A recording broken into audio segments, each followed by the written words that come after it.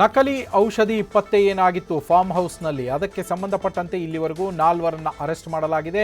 ಇವತ್ತು ರಾಮನಗರದ ಫಾರ್ಮ್ ಹೌಸ್ನಲ್ಲಿ ನಕಲಿ ಔಷಧಿ ಏನು ಪತ್ತೆಯಾಗಿತ್ತಲ್ಲ, ಅಲ್ಲಿಗೆ ಆರೋಪಿಗಳನ್ನು ಕರೆದುಕೊಂಡು ಹೋಗಿ ಸ್ಥಳ ಮಹಜರನ್ನ ಮಾಡಲಾಗಿದೆ. ತಾವರೆಕೆರೆ ಪೊಲೀಸರಿಂದ ಸ್ಥಳ ಮಹಜರು ಕಾರ್ಯ ನಡೆದಿರುವಂಥದ್ದು. ಇದಾದ ಬಳಿಕ ಆರೋಪಿಗಳನ್ನು ಕೋರ್ಟ್ಗೆ ಹಾಜರುಪಡಿಸಲಿದ್ದಾರೆ. ಪೊಲೀಸರು ಬೆಂಗಳೂರಿನ ಕೋರ್ಟ್ಗೆ ಕರೆದುಕೊಂಡು ಬಂದು ಹಾಜರುಪಡಿಸಿ ಮತ್ತೆ ಹೆಚ್ಚಿನ ವಿಚಾರಣೆಗೆ ಆರೋಪಿಗಳನ್ನು ವಶಕ್ಕೆ ಪಡೆಯುವುದಕ್ಕೆ ಸಿದ್ಧತೆಯನ್ನು ಪೊಲೀಸರು ಮಾಡಿಕೊಂಡಿರುವಂಥದ್ದು. ಈಗಾಗಲೇ ಫಾರ್ಮ್ ಹೌಸ್ನಲ್ಲಿ ಸ್ಥಳ ಮಹಜರು ನಡೀತಾ ಇದೆ, ಅದು ಮುಕ್ತಾಯದ ಹಂತಕ್ಕೆ ಬಂದಿದೆ. ಅಲ್ಲಿಂದ ಆರೋಪಿಗಳನ್ನು ಕರೆದುಕೊಂಡು ಬರ್ತಾರೆ, ಬೆಂಗಳೂರಿಗೆ ಕರೆದುಕೊಂಡು ಬಂದು ಬೆಂಗಳೂರಿನಲ್ಲಿ ಕೋರ್ಟ್ನ ಎದುರು ಆರೋಪಿಗಳನ್ನು ಹಾಜರುಪಡಿಸಿ ಹೆಚ್ಚಿನ ವಿಚಾರಣೆಗಾಗಿ ಪೊಲೀಸ್ ಕಸ್ಟಡಿಗೆ ಕೊಡಬೇಕು ಅಂತ ಹೇಳಿ ಪೊಲೀಸರು ಮನವಿಯನ್ನು ಮಾಡಲಿದ್ದಾರೆ. ರಾಮನಗರದ ಫಾರ್ಮ್ ಹೌಸ್ನಲ್ಲಿ ಈ ನಕಲಿ ಔಷಧಿಯ ದಂಧೆ ಬಯಲಾಗಿತ್ತು. 300 ರೂಪಾಯಿ ಔಷಧಿಗೆ 3,000 ರೂಪಾಯಿ ಸ್ಟಿಕ್ಕರು, 600 ರೂಪಾಯಿ ಔಷಧಿಗೆ 6,000 ರೂಪಾಯಿಯ ಸ್ಟಿಕ್ಕರು, ಬಾಯಿಗೆ ಬಂದಂಗೆ ರೇಟ್ಗಳನ್ನು ಹಾಕಿ ನಕಲಿ ಔಷಧಿಗಳನ್ನು ಮಾರಾಟ ಮಾಡ್ತಾ ಇದ್ದಂಥ ಜಾಲವನ್ನು ಭೇದಿಸಲಾಗಿತ್ತು. ಅದರಲ್ಲಿ ಮೊದಲಿಗೆ 3 ಜನ ಆರೋಪಿಗಳನ್ನು ಅರೆಸ್ಟ್ ಮಾಡಲಾಗಿತ್ತು. ಇವತ್ತು ಮತ್ತೊಬ್ಬ ಮೆಡಿಸಿನ್ ಡಿಸ್ಟ್ರಿಬ್ಯೂಟರ್ ಏನಿದ್ದಾನೆ, ಮೆಡಿಸಿನ್ ಡಿಸ್ಟ್ರಿಬ್ಯೂಟ್ರು ವೆಂಕಟೇಶ್ ಅಂತೇಳಿ ಇವತ್ತು ಆತನನ್ನು ಅರೆಸ್ಟ್ ಮಾಡಲಾಗಿದೆ.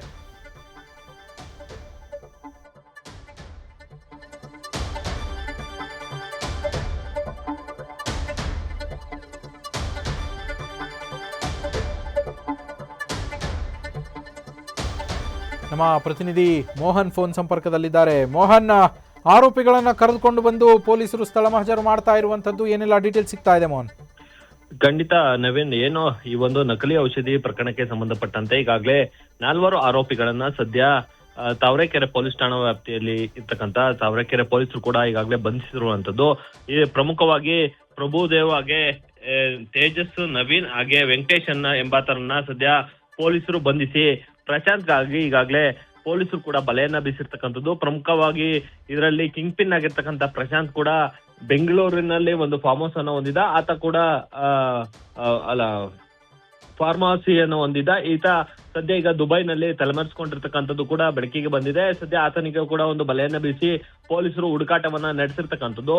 ಈತ ಏನೋ ಆರೋಪಿಗಳನ್ನ ಬಂಧಿಸಿರ್ತಕ್ಕಂಥ ಆರೋಪಿಗಳನ್ನ ಸದ್ಯ ಸ್ಥಳ ಮಹಜರನ್ನ ಮಾಡಿರ್ತಕ್ಕಂಥದ್ದು. ಏನೋ ಸಿಕೆ ತಾಂಡ್ಯದ ಗ್ರಾಮದಲ್ಲಿ ಇರ್ತಕ್ಕಂಥ ಒಂದು ಫಾರ್ಮ್ ಹೌಸ್ ನಲ್ಲಿ ಏನು ಗುತ್ತಿಗೆಯನ್ನ ಪಡೆದು ಆ ಒಂದು ಫಾರ್ಮ್ ಹೌಸ್ ನಲ್ಲಿ ನಕಲಿ ಔಷಧಿಗಳನ್ನ ತಯಾರಿಸಿ ಮಾರಾಟವನ್ನ ಮಾಡ್ತಾ ಇದ್ರು. ಅಂದ್ರೆ ಇದು 600 ರೂಪಾಯಿಗೆ ಔಷಧಿಗಳನ್ನ ತರಿಸಿ 6,000ದಿಂದ 7,000 ಅಥವಾ 8,000ಕ್ಕೆ ಬಿಲ್ ಅನ್ನ ಹಾಕಿ ಹಾಗೆ ಲೇಬಲ್ ಗಳನ್ನ ಅಂಟಿಸುವ ಮೂಲಕ ಏನು ನಕಲಿ ಔಷಧಿಯನ್ನ ಮೆಡಿಕಲ್ ಶಾಪ್ ಆಗಿರ್ಬೋದು ಅಥವಾ ವೈದ್ಯರಿಗೆ ಏನು ರೆಕ್ರೂಟ್ಮೆಂಟ್ ಮಾರಾಟ ಮಾಡುವಂತ ಒಂದು ಜಾಲ ಕೂಡ ಸದ್ಯ ಈಗ ಪತ್ತೆಯಾಗಿರ್ತಕ್ಕಂಥದ್ದು. ಈ ಒಂದು ನಕಲಿ ಔಷಧಿ ಏನಿದೆ ಇದನ್ನ ಚಿಕ್ಕಪೇಟೆ ಸೇರಿದಂತೆ ಬೆಂಗಳೂರಿನ ನಾನಾ ಕಡೆಗಳಲ್ಲಿ ಸೇಲ್ ಮಾಡಿರೋದಲ್ದಲೆ ಬೇರೆ ಹೊರ ರಾಜ್ಯಕ್ಕೂ ಕೂಡ ಈ ಒಂದು ನಕಲಿ ಔಷಧಿಗಳನ್ನ ರಫ್ತು ಮಾಡಿದ್ದಾರೆ ಅನ್ನೋದು ಸದ್ಯ ಪೊಲೀಸರ ತನಿಖೆಯಲ್ಲಿ ಬಯಲಾಗಿರ್ತಕ್ಕಂಥದ್ದು. ಈ ಹಿನ್ನೆಲೆಯಲ್ಲಿ ಸದ್ಯ ಪ್ರಭುದೇವನ್ನ ಫಸ್ಟ್ ಪೊಲೀಸರು ಅರೆಸ್ಟ್ ಅನ್ನ ಮಾಡ್ತಾರೆ. ಈ ಒಂದು ಸಂದರ್ಭದಲ್ಲಿ ಪ್ರಭುದೇವ್ನಿಂದ ಸಾಕಷ್ಟು ಮಾಹಿತಿಯನ್ನ ಪಡೆದುಕೊಂಡಂತ ಸಂದರ್ಭದಲ್ಲಿ ತೇಜಸ್ ಹಾಗೆ ನವೀನ್ ಎಂಬಾತನನ್ನು ಕೂಡ ಅರೆಸ್ಟ್ ಅನ್ನ ಮಾಡ್ತಾರೆ. ಯಾಕೆಂತಂದ್ರೆ ತೇಜಸ್ ಕೂಡ ಈ ಒಂದು ನಕಲಿ ಔಷಧಿಯನ್ನ ತಯಾರು ಮಾಡುವಲ್ಲಿ ಪ್ರಮುಖ ಪಾತ್ರವನ್ನ ವಹಿಸಿರ್ತಾನೆ ಅನ್ನೋದು ಕೂಡ ಸದ್ಯ ಪೊಲೀಸರಿಗೆ ಮಾಹಿತಿ ತಿಳಿದು ಬರುತ್ತೆ. ಇದಕ್ಕೆ ಸಾಥನ್ನ ನೀಡ್ತಿರ್ತಕ್ಕಂಥ ನವೀನ್ ಕೂಡ ಅವನ್ನ ಬಂಧನ ಮಾಡಿ ಅವರಿಬ್ಬರಿಗೂ ಕೂಡ ಸಾಕಷ್ಟು ಅಂದ್ರೆ ತನಿಖೆ ಮಾಡಿದಂತ ಸಂದರ್ಭದಲ್ಲಿ ಮೇಲ್ನೋಟಕ್ಕೆ ಗೊತ್ತಾಗುತ್ತೆ. ಈಗ ವೆಂಕಟೇಶ್ ಮೆಡಿಕಲ್ ರೆಪ್ ಆಗಿ ಕೂಡ ಕೆಲಸ ಮಾಡ್ತಾ ಇರ್ತಾನೆ. ಈತನಿಂದ ಎಲ್ಲಾ ಮೆಡಿಕಲ್ ಶಾಪ್ಗಳಿಗೂ ಒಂದು ನಕಲಿ ಔಷಧಿ ರಫ್ತಾಗಿದೆ ಅಂತ ಸದ್ಯ ಈಗ ಆತನನ್ನು ಕೂಡ ಇವತ್ತು ಬಂಧಿಸಿ 4 ಕೂಡ ಸದ್ಯ ಏನು ಸ್ಥಳ ಮಹಜರನ್ನ ಮಾಡಿರ್ತಕ್ಕಂಥದ್ದು. ಪ್ರಮುಖವಾಗಿ ಏನು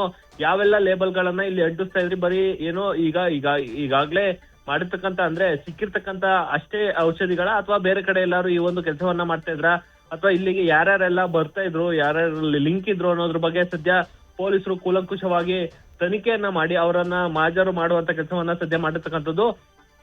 ಈ 4 ಕೂಡ ಬೆಂಗಳೂರಿನ ಕೋರ್ಟ್ಗೆ ಹಾಜರುಪಡಿಸಿ ಅಲ್ಲಿಂದ ಮತ್ತೆ ಕಸ್ಟಡಿಗೆ ಪಡೆಯುವಂತ ಕೆಲಸವನ್ನ ಮಾಡ್ಲಿಕ್ಕೆ ಈಗಾಗಲೇ ತಾವರೆಕೆರೆ ಪೊಲೀಸರು ಕೂಡ ಮುಂದಾಗಿರ್ತಕ್ಕಂಥದ್ದು. ಯಾಕೆಂತಂದ್ರೆ ಏನು ಈ ಒಂದು ನಕಲಿ ಔಷಧಿಯ ಪಾತ್ರ ಏನಿದೆ ಇದು ಸಾಕಷ್ಟು ದೊಡ್ಡ ಮಟ್ಟದ ಜಾಲ ಅಂತಾನೆ ಕಾಣ್ತಾ ಇದೆ. ಯಾಕೆಂತಂದ್ರೆ ಕಳೆದ 1.5 ವರ್ಷದಿಂದನೂ ಕೂಡ ಈ ಒಂದು ನಕಲಿ ಔಷಧಿಯ ಜಾಲ ಸಾಕಷ್ಟು ಆಕ್ಟಿವ್ ಆಗಿತ್ತು. ಹೀಗಾಗಿ ಎಲ್ಲೆಲ್ಲೆಲ್ಲ ಅಂದ್ರೆ ಬರೀ ಬಿಡ್ದಿ ಹೆಜ್ಜಾಲ ಬಳಿ ಇರ್ತಕ್ಕಂಥ ಫಾರ್ಮ್ ಹೌಸ್ ನಲ್ಲಿ ಮಾತ್ರ ಈ ಒಂದು ನಕಲಿ ಔಷಧಿಯನ್ನ ತಯಾರು ಮಾಡ್ತಾ ಇದ್ರ ಅಥವಾ ಅಂದ್ರೆ ಬಳಕೆಯನ್ನ ಮಾಡಿ ಲೇಬಲ್ ಅನ್ನ ಅಂಟಿಸ್ತಾ ಇದ್ರ ಅಥವಾ ಬೇರೆ ಕಡೆ ಎಲ್ಲಾದ್ರೂ ಇದೇ ತರದ ಆಕ್ಟಿವ್ ಆಗಿ ಜಾಲ ಇದೆಯಾ ಅನ್ನೋದ್ರ ಬಗ್ಗೆ ಸದ್ಯ ಪೊಲೀಸರು ಕೂಡ ತನಿಖೆಯನ್ನ ನಡೆಸ್ತಾ ಇರ್ತಕ್ಕಂಥದ್ದು.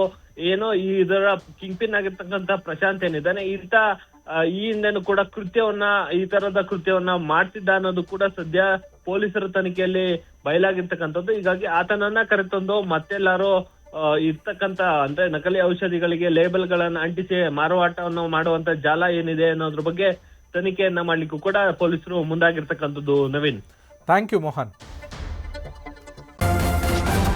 ನ್ಯೂಸ್ ಫಸ್ಟ್ ನಿರ್ಭೀತಿಯಿಂದ ನಿಮ್ಮ ಪರವಾಗಿ.